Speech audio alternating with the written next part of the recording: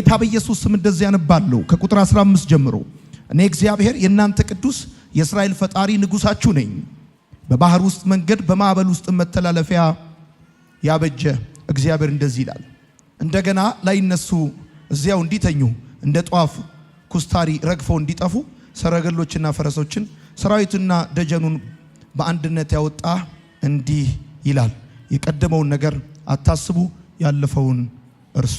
አሁን ያነበብኩላችሁ የእግዚአብሔር ቃል ሲናገር በባህር መካከል መንገድን በኃይለኛ ውሃ መካከል መንገድን የሚያደርግ እግዚአብሔር እንደዚህ ይላል ብሎ ይነግረናል። ይህ የኢሳይያስ መጽሐፍ ምዕራፍ 43 የሚናገረው ዋነኛ ሐሳብ እግዚአብሔር ለሕዝቡ ያለውን የማያልቅ ፍቅር እንደዚሁም እግዚአብሔር ለሕዝቡ ያለውን የማዳን ተስፋ እግዚአብሔር ለሕዝቡ ያለውን ታማኝነትና የማይለወጥ ኪዳን የሚናገርበት የመጽሐፍ ቅዱሳችን ክፍል ነው። እግዚአብሔር ለሕዝቡ ያለው ፍቅር እንደማያልቅ እንደዚሁም እግዚአብሔር ለሕዝቡ ያለውን የማዳን ተስፋ የሚናገርበት ክፍል ነው። በዚህ ጊዜ የእስራኤል ሰዎች በጠላቶቻቸው ተማርከው በግዞት በባቢሎን ምድር የነበሩበት ጊዜ ነው። ስለዚህ በባቢሎን በግዞት ላሉ በእስራት ውስጥ በብዙ ችግርና መከራ ውስጥ ላሉ የእስራኤል ሰዎች እግዚአብሔር አምላክ በኢሳይያስ መጽሐፍ ምዕራፍ 43 ላይ የሚነግራቸው የማያልቀውን ፍቅሩን ደግሞ የማዳን ተስፋውን እሱ ለነሱ ያለውን ታማኝነትና የማይለወጥ ቃል ኪዳን የሚናገር ክፍል ነው። እንደምታውቁት የኢሳይያስ መጽሐፍ ምዕራፎቹ ረጃጅም ናቸው፣ ሐሳቦቹ ጥልቅ ናቸው፣ ብዙ የትንቢት ሐሳቦችን ይይዛል። ስለዚህ ለነዚህ ሰዎች ኢሳይያስ እግዚአብሔርን ሲያስተዋውቀው እንደዚህ ይላል። መንገድን የሚያደርግ እግዚአብሔር ብሎ ያስተዋውቀዋል። እና ነቢያቶቹ እግዚአብሔርን ተደራሲያኖቹ ባሉበት ሁኔታ የማስተዋወቅ ልማድ እንዳላቸው የመጽሐፍ ቅዱሳችሁን ክፍል በተለያየ ቦታ ስታነቡ ትመለከታላችሁ። ስለዚህ በዚህ ቦታ ኢሳይያስ ለእስራኤል ሰዎች እግዚአብሔርን የሚያስተዋውቃቸው መንገድን የሚያደርግ እግዚአብሔር እንደዚህ ይላል በማለት ያስተዋውቃቸዋል። በባህር መካከል መንገድን በኃይለኛ ውሃም መካከል መንገድን የሚያደርግ እግዚአብሔር እንዲህ ይላል ብሎ ይነግራቸዋል። ወዳጆቼ ለምንድነው ኢሳይያስ እግዚአብሔርን መንገድን የሚያደርግ ብሎ ለእስራኤል ሰዎች የሚያስተዋውቀው ብላችሁ ከጠየቃችሁ አስቀድሜ እንደነገርኳችሁ እነዚህ የእስራኤል ሰዎች በጠላቶቻቸው ተማርከው በግዞት ውስጥ ነው የነበሩት። ቤታቸው ፈርሶ መቅደሳቸው ፈርሶ በተስፋ መቅረት ውስጥ ነው የነበሩት። በአስቸጋሪ ሁኔታ ውስጥ ነበር የነበሩት። በማይቻል በስቃይ ውስጥ ነበር የነበሩት። ስለዚህ ከነበሩበት ሁኔታ የተነሳ የነበራቸው ጥያቄ ደግሞ ነበረ። ጥያቄያቸውም ከዚህ አስቸጋሪና ከባድ ሁኔታ መውጫ መንገድ አለ ወይ? ወደ ቤት መንገድ አለ ወይ የሚል ጥያቄ ነበራቸው። ምክንያቱም በግዞት ተወስደው የኤፍራጥስን ወንዝ ተሻግረው በባርነት ነው ያሉት። ቤታቸው ፈርሷል፣ መቅደሳቸው ፈርሷል፣ ብዙ ነገራቸው ተበትኗል፣ ተበታትነው ነው ያሉት። እንዳልነበር አርጎ የባቢሎን ንጉስ ረግጦ እየገዛቸው ነው እና ዘመኑ ሲያልፍ እድሜው ሲቆጠር ብዙ መከራ ሲፈራረቅባቸው ክረምት ከበጋ ሲመጣና ሲሄድ እነዚህ ሰዎች የሚጠይቁት ጥያቄ ነበረ። ከዚህ ስቃይ ከዚህ አስቸጋሪ ሁኔታ ከዚህ መከራ የምንወጣበት መንገድ አለ ወይ? ወደ ቤት መንገድ አለ ወይ? ወደ ቤት ተመልሰን እንሄዳለን ወይ? ወደ ተወለድንበት ከእግዚአብሔር ተስፋንና ኪዳንን ወደ ተቀበልንበት ወደ አባቶቻችን ምድር ወደዛ ስፍራ የምንሄድበት መንገድ አለ ወይ የሚል ጥያቄ ነበራቸው። ወዳጆቼ ህይወት የማይታለፉ በሚመስሉ ፈተናዎችና መሰናክሎች የተሞላች ነች። መንገዳችንን ጨለማ ሲወርሰው ብቻችንን የቀረን ይመስለናል፣ የጠፋን ይመስለናል። አንዳች ማናቀው ሸክም መጥቶ ይጫነናል። እሱ ብቻ አይደለም፣ ግራ እንጋባለን፣ እርግጠኛ መሆኑን ያቅተናል። እኔ ዛሬ መልእክት ያለኝ መንገዳችሁ ጨለማ እንደወረሰባችሁ የሚሰማችሁ፣ ብቸኝነት የሚሰማችሁ፣ ድንገት የማታውቁት ሸክም መጥቶ እንደሚጫናችሁ እንደተጫናችሁ የሚሰማችሁ፣ እንዳለቀላችሁ እንዳበቃላችሁ የሚሰማችሁ ሰዎች ለእናንተ መልእክት አለኝ። በዚህም ሁኑ፣ በሚዲያም ተከታተሉ፣ ለእናንተ መልእክት አለኝ። እግዚአብሔር የማያልቅ ፍቅር ለእናንተ እንዳለው የማዳን ተስፋ እንዳለው በከባድ ሁኔታ ውስጥ የምታልፉ በአስቸጋሪ ሁኔታ ውስጥ የምታልፉ ለቃላት በሚከብድ ማብራራት በማትችሉት ሁኔታ ውስጥ እያለፋችሁ ላላችሁ ከዚህ እኔ አሁን ካለሁበት ሁኔታ የመውጫ መንገድ አለ ወይ? ወደ ረፍት ወደ ሰላም ወደ በረከት ከመከራ የመውጫ ከስቃይ የመውጫ ከችግር የመውጫ መንገድ አለ ወይ እያላችሁ እየጠየቃችሁ ያላችሁ ሰዎች ካላችሁ የምስራች አለኝ። እግዚአብሔር መንገድን ያዘጋጃል። አቻቻቻቻቻ ኢየሱስ ጌታ ነው። እግዚአብሔር መንገድን ያዘጋጃል። ለአንድ ሰው በዚህ ማለዳ እግዚአብሔር መንገድን ያዘጋጅለታል። ባክመረም ጩና አሜን በል። እግዚአብሔር መንገድን ያዘጋጃል።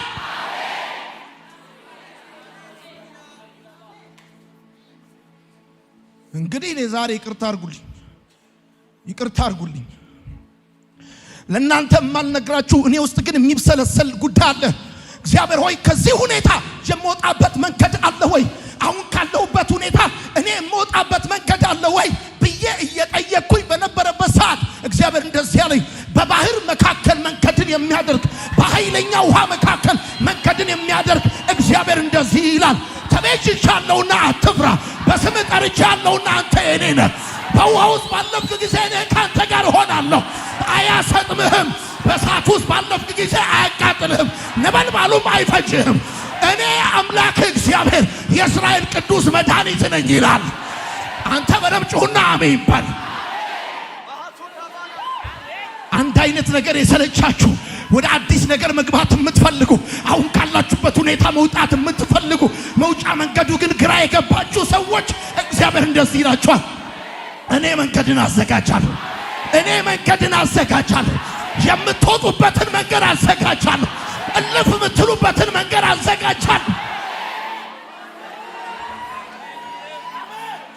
ወዳጆቼ መግቢያዬ ላይ ነገራቸዋለሁ።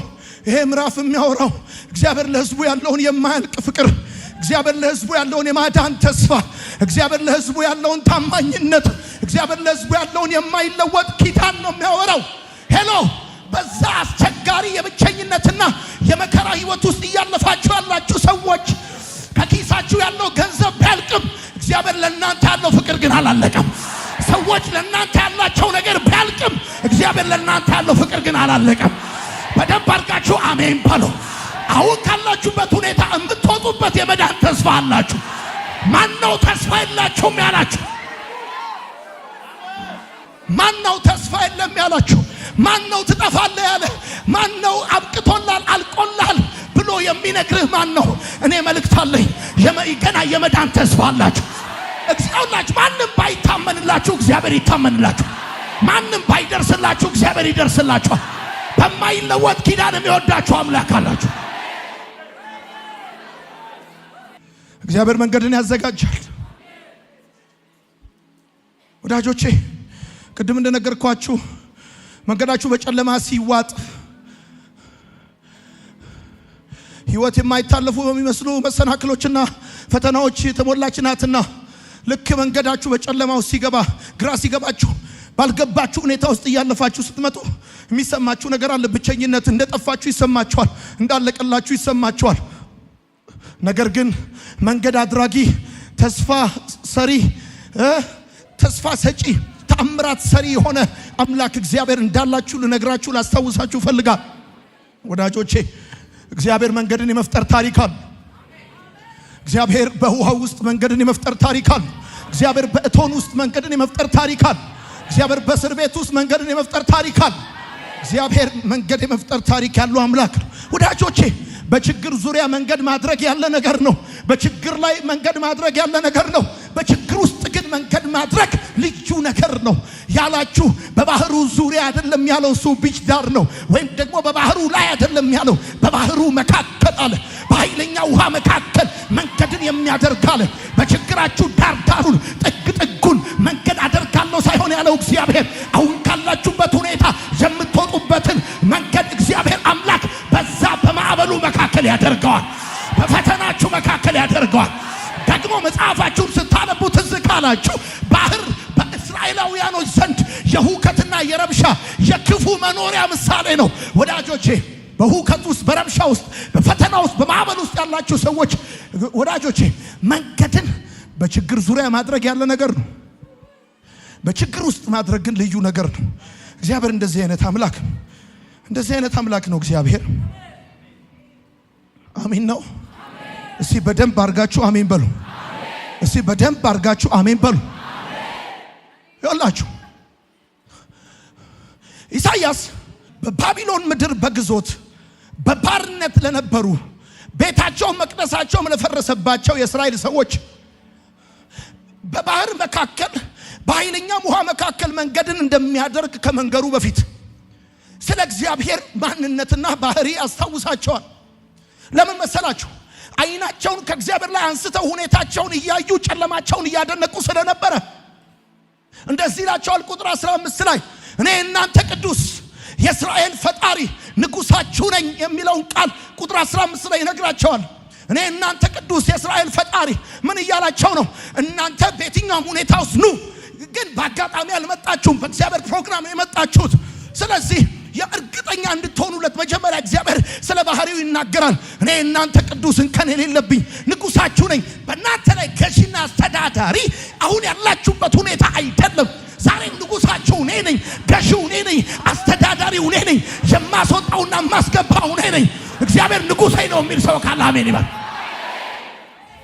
ከመንገዱ ቀደም ብላችሁ እግዚአብሔር ንጉሴ ነው የሚል ሰው ካለ አሜን ይበል። በደንብ ረቀጥ አድርጉና አሜን ባሉ። እግዚአብሔር መንገድን ያደርጋል። አሜን ይባላል። እኔ እናንተ ቅዱስ አለ እግዚአብሔር። እኔ እናንተ ቅዱስ የእስራኤል ፈጣሪ ንጉሳችሁ ነኝ አለ። እሱም ብቻ አይደለም የሚለው 43ኛው ምዕራፍ ቁጥር 1 ሲጀምር እንደዚህ ይላል። ተቤዥቻለሁ፣ አትፍራ፣ በስም ጠርቻለሁ፣ አንተ የኔ ነህ። በውሃ ውስጥ ባለፍክ ጊዜ አሁን ወደ ቤት ልንመለስ ነው። አሁን የባርነትና የግዞት ዘመን ሊያበቃ ነው። መውጫ የለም ብለህ ፈርታል። መንገድ የለም ብለህ ፈርታል። አሁን ያለበት አዙሪት ሊያበቃ ነው። አዲስን ምዕራፍ ልትጀምር ነው። ከመከራ ወደ ረፍት ልትገባ ነው። ከችግር ወደ በረከት ልትገባ ነው። አንተ በእናትህ መልእክት አለኝ። በረባ አድርጋ አሜን ባል። ለሆነ ሰው ዛሬ ማለዳ እግዚአብሔር መንገድን ያዘጋጃል። በቤት አቅጣጫ ወጣው ብላችሁ ስታስቡ የነበራችሁ እግዚአብሔር መንገድን ያዘጋጃል።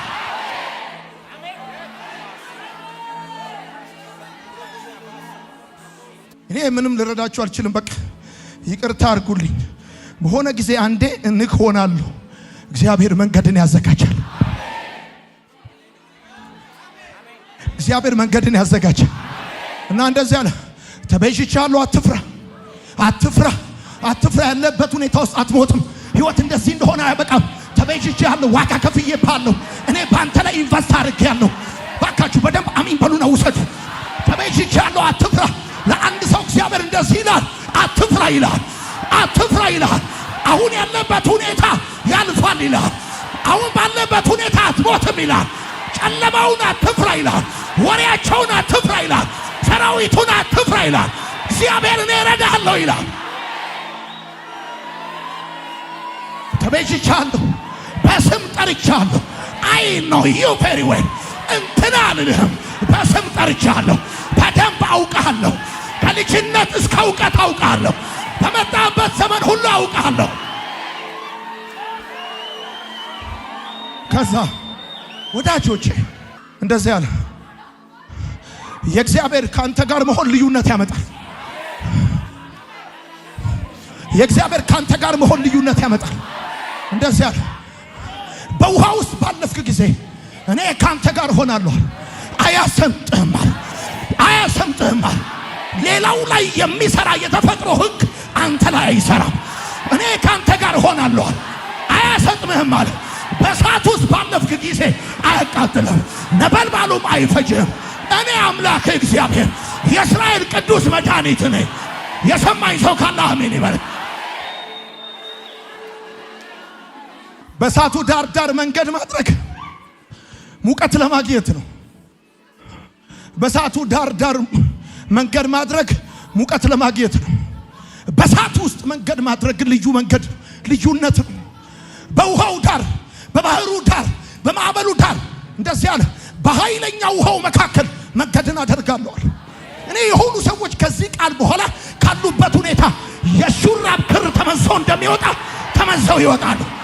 በኢየሱስም ካለበት ሁኔታ ትወጣለህ። ከከበበ ነገር ትወጣለህ። ከምትፈራው ነገር ትወጣለህ። ከባዶነት ትወጣለህ። አልፈህ ትሄዳለህ። ተሻግረህ ትሄዳለህ።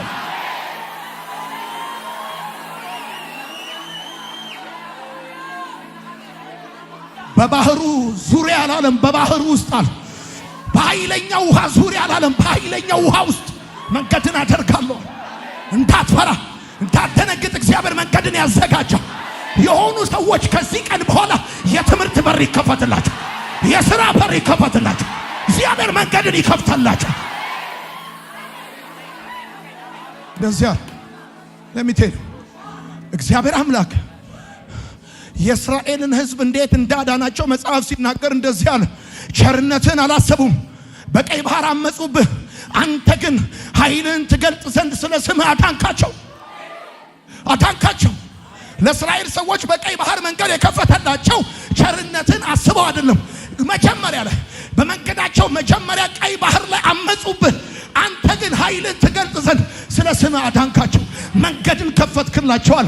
እኔ የሚሰማኝ ሰው ካለ እግዚአብሔር ስለ ስሙ በእናንተ ላይ ስለተጠራው ስሙ መንገድን ያዘጋጅላቸው። ወይኔ ረገጥ አርክና አሜን ባል። ደጋሚና መተተኛ ይስማ አሜን ባል።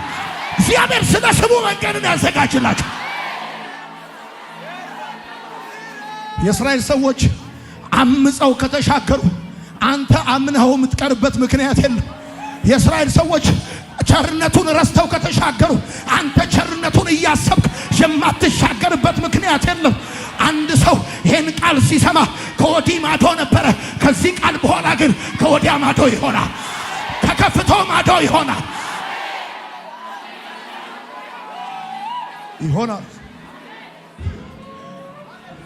አሜን ነው።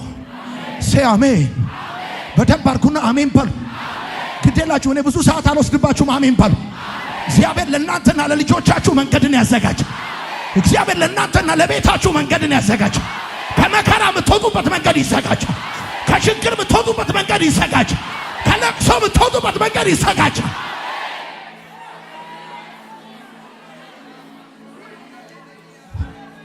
አንደኛ ጻፉ።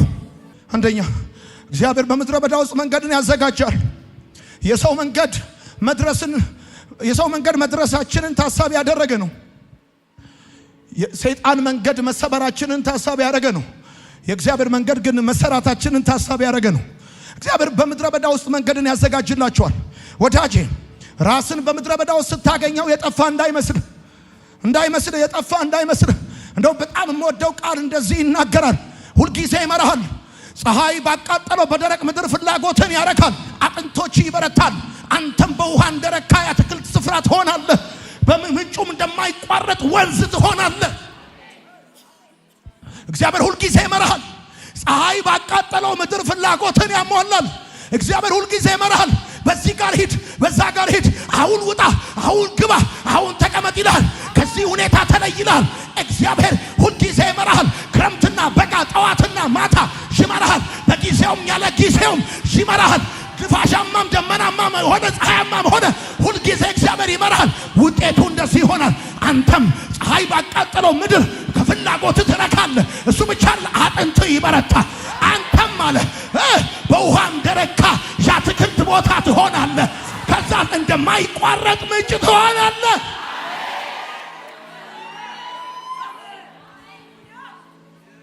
ወዳጄ በምድረ በዳ ውስጥ ራስን ካገኘኸው የጠፋ እንዳይመስል።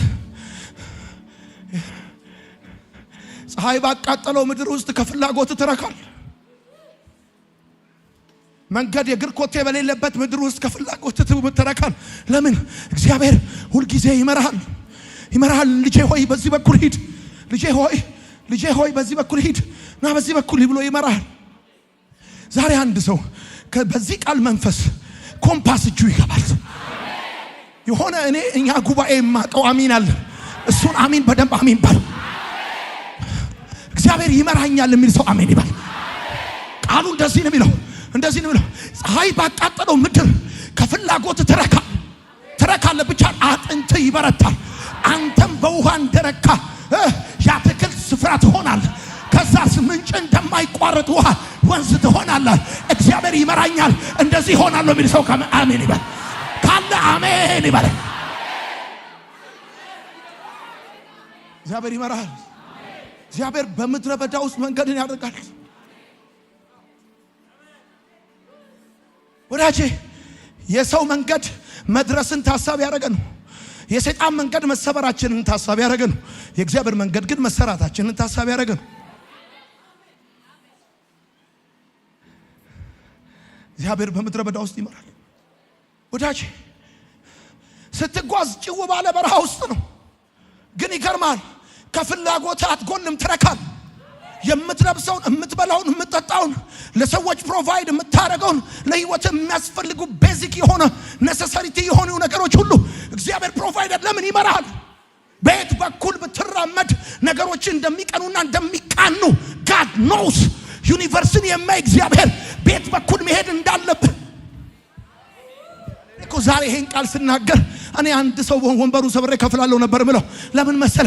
የብዙዎቻችሁ ጥያቄ ፍቃድ ምንድነው? ቤት መንገድ ልሂድ እንዴት ላርገው አይደለም ወይ? ዛሬ እግዚአብሔር እያላችሁ ያለው ነገር እንደዚህ ነው። እኔ እመራችኋለሁ፣ ሁል ጊዜ እመራችኋለሁ፣ ሁል ጊዜ እመራችኋለሁ፣ ሁል ጊዜ እመራችኋለሁ። መቅሰፍት ሊመጣ ሲል እግዚአብሔር እንደዚህ አትውጣ ይላል፣ ቁጭ በል ይላል። የሆነ ቢዝነስ ልሰራ ስትል እግዚአብሔር ተው ኖ ይላል። ኪሳራ ካለበት ኖ ይላል። ደግሞ ከባድም ቢመስል እኔ ካንተ ጋር ሆናለሁ አድርገው ይላል። ዛሬ ማለዳ የእግዚአብሔር ምሪት ለአንድ ሰው በህይወቱ ይሆናል።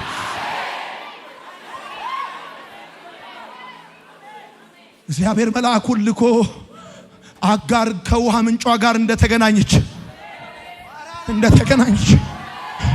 የአብርሃም ነገር አልቆባት የእግዚአብሔር ነገር እንደወጣላት፣ የሰው ነገር ያለቀባችሁ የእግዚአብሔር ነገር ይጀምርላችኋል።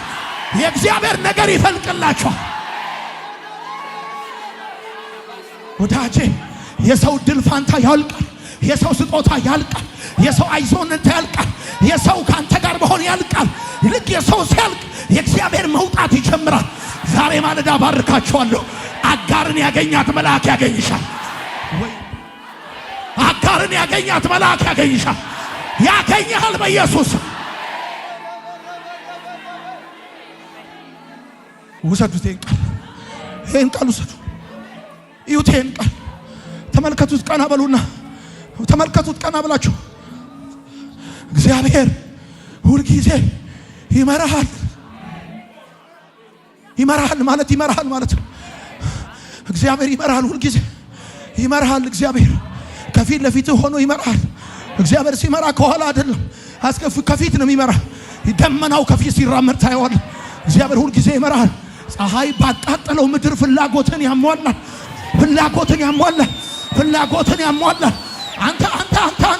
አንተ የሰማኝ ሰው ካል እግዚአብሔር ምስክሬ ነው። በዚህ ዓመት ከምታስበው በላይ እግዚአብሔር ፍላጎትን ያሟላል። ምንድነው ፍላጎት? ከደሞዝ በላይ ነው፣ ከትምህርት በላይ ነው፣ ከችሎታ በላይ ነው፣ ከረዳቶች በላይ ነው። እኔ ዛሬ ባርካለሁ። እግዚአብሔር ፍላጎትን ያሟላል። እግዚአብሔር መሻትን ያሟላል።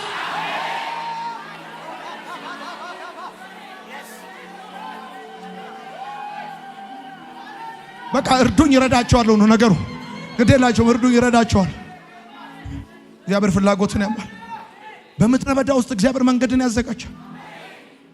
ማነሽ እኔት ምድረ በዳ ውስጥ ነው ያለሁት፣ ብቻዬን ነኝ፣ አለቀልኝ፣ ጠፋው፣ ከብዶኛል፣ የህይወት ጫና በርትቶብኛል፣ እንደምሞት እንደምጠፋ ነው እያሰብኩ ያለሁት። ከዚህ ሁኔታ ማን ያወጣኛል? ይህን መልእክት እየተከታተላችሁ ያላችሁ በዚህም ሆኑ በውጭ ሀገር፣ በአረብ ሀገር፣ በአውሮፓ፣ በአሜሪካ፣ በአውስትራሊያ በጨለማ ውስጥ የገባችሁ፣ በምድረ በዳ ውስጥ ያላችሁ፣ ህይወት የከበዳችሁ፣ እንደምትጠፉ የሚሰማችሁ ኖ ይላል እግዚአብሔር። እኔ ሁል ጊዜ እመራለሁ። ትላንት የመራው፣ በልጅነት የመራው፣ ያኔ በወጣትነት የመራው፣ በሰው ምድር የመራው፣ በስደት ምድር የመራው፣ ዛሬም እመራለሁ። ዛሬም እግዚአብሔር እንደዚህ ይላል፣ አጥንትህን አበረታዋለሁ። ባክበረም ጩና አሜን በለኝ። አጥንትህን አበረታዋለሁ። አልፏል ይሄን ሁኔታ።